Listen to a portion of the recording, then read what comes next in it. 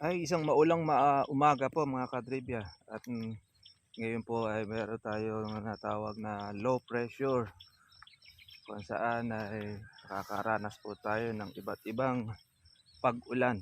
At ngayon po umaga mga ka-farmers ay nag-uulan na rin din dito sa amin. Kaya yan, pagka ganito pong maulan, kadalasan po dyan mga katribya po yung pagkasira ng kalamansi pagka hindi alam. Ang gagawin kung siya po ay pipitas. Ayan. Kukuha po tayo ng ating talbos ng kamote.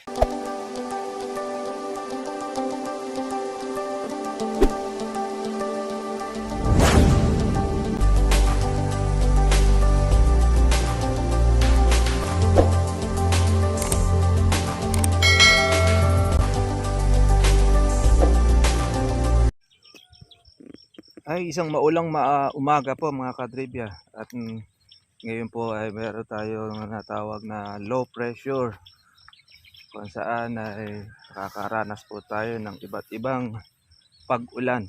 At ngayon po umaga mga ka-farmers ay nag-uulan na rin din dito sa amin. Kaya yan, pagka ganito pong maulan, kadalasan po dyan mga katribya po yung pagkasira ng kalamansi pagka hindi alam.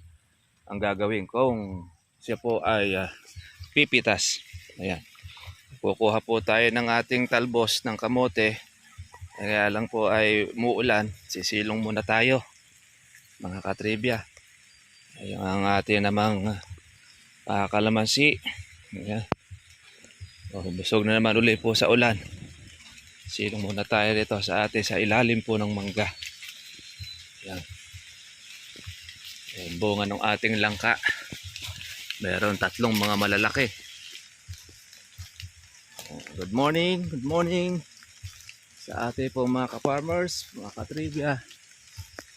Ayan, kalahating sako yung bunga ng langka natin.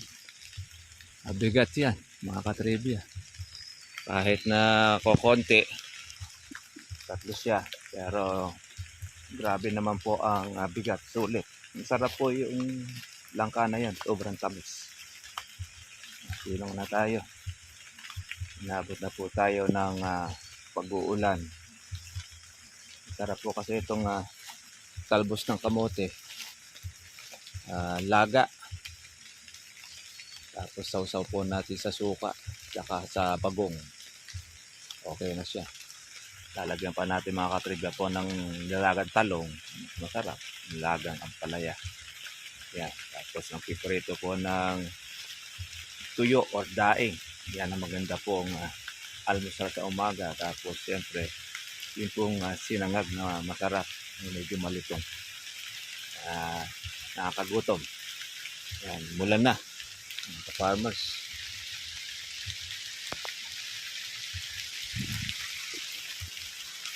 Silong muna po tayo. Ako.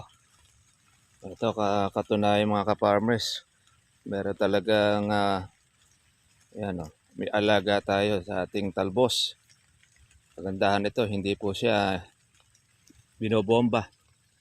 Wala pong dumaan po na insecticide sa ating talbos, kaya mayaman po sa vitamins. Kaya kakuha na po tayo mga farmers po ng ating pang-ulam. Sarap po ito ay nilaga. Kaya maganda umaga, maulang araw sa lahat ng ating po mga katribya. Ito, hindi po tayo masyado po makatrabaho ngayon. Ganyan pong nag-uulan. Bagay, tapos naman na itong ating in-spray ng ating herbicide. Naintay na lang po natin na mapatay po itong ating mga damo. Susunod naman dyan, atin naman po siyang paararuhan para tayo ay makapag tanim ng ating pong siling labuyo. Yun naman pong ating pula ay pareserba na tayo para anytime na maararuhan ito at mamatay na yung ating mga damo, pwede na tayo magtanim. At least no, hindi na po siya makukuha ng iba yung siling labuyo. Magandaan kasi mga farmers nung sili na yon, maabot po ng 1 taon. pwede po mag-harvest. Lahat din po ng presyo ay po pwede rin po natin na tamaan ng siling labuyo. Hindi kagaya po ng panigang, pagka nangulot na po yung kanyang bunga, lumiit na, hindi na po pwede. Although singitin lang din po sa siling panigang. Pero sa labuyo, kahit maliliit ang bunga, nabibili. Tapos matagal pa ang kanyang buhay. Yan, malaki-laki na rin po yung ating mga buko ng ating kalamansi. Akala mo siya ay mga garapata. Sila laki na po siya ng gamais. Yung ating mga buko. Siyempre, meron rin po tayong halawin. Yung natira po ng ating mamimitas. Tapos, meron rin tayong gahulin. Pagka po ganito mga ka-farmers po na maulan po sa umaga, asahan na po natin. Doon po sa public market namin sa Sangitan, tumataas po ang presyo ng kalamansi. Pagka ganito po maulan, lalo na kung buong maghapon. Dahil hindi lahat po ay makakapitas.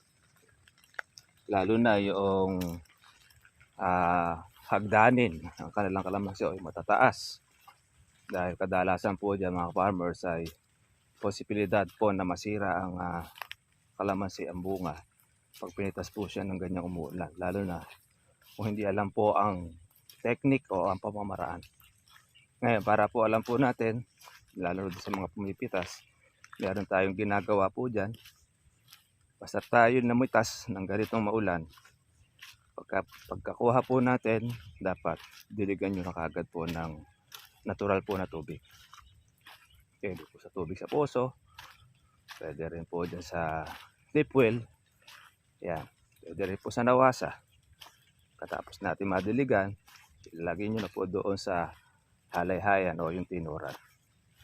Pwede nyo po siyang tutukan po ng electric fan o blower para mabilis matuyo. Tsaka po natin siya pilian. May iwasan po natin pagkaluto.